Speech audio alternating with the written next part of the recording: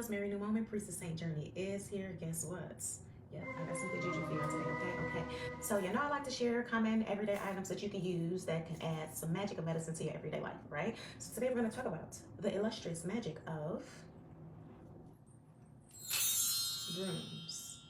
So brooms have a very long history of folklore, magic, medicine, and mysticism, right? Now, brooms are good for cleansing, protection, purification, family, fertility. It represents going from the mundane and into the spiritual plane. Brooms are good for sweeping in good shit, sweeping away the bad shit. Brooms are ultimately known in most cultures and most customs and most families and tradition first as a form of protection.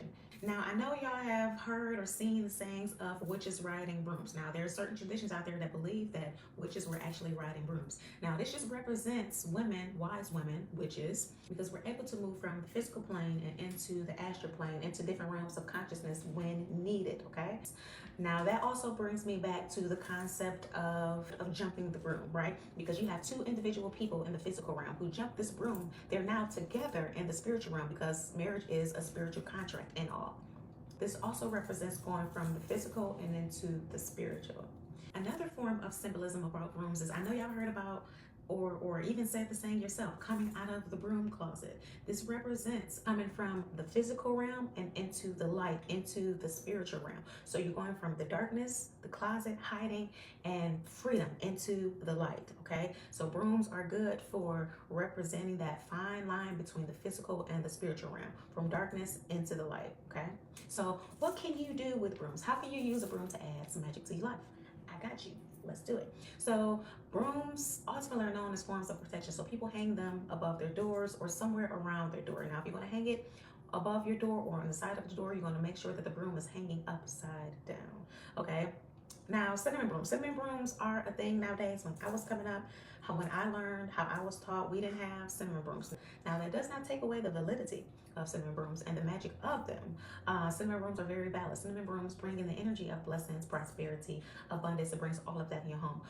You can place this anywhere in your home. You're going to have your regular physical broom. Right? And then you're going to have your spiritual broom, your witch's broom. You have to have two. The regular broom is going to sweep the trash and the debris off of your floor. You need to do this first before you use your spiritual broom.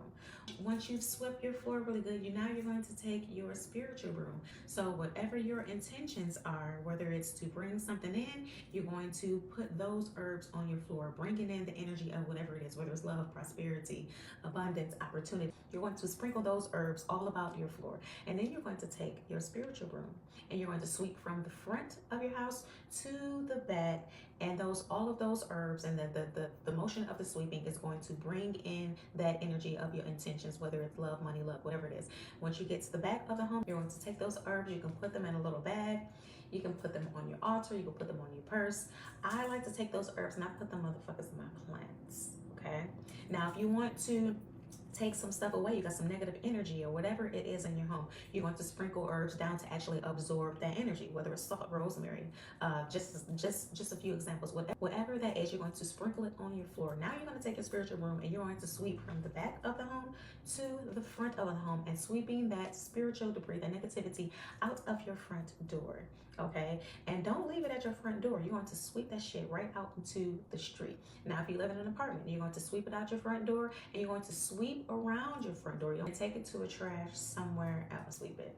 So you can sweep on the carpet. We grew up sweeping the carpet. Don't act brand new. Very short tip: when you get your spiritual broom, you're going to clean it, anoint it, say some prayers over it. She will be your best fucking friend. Okay, named if you must.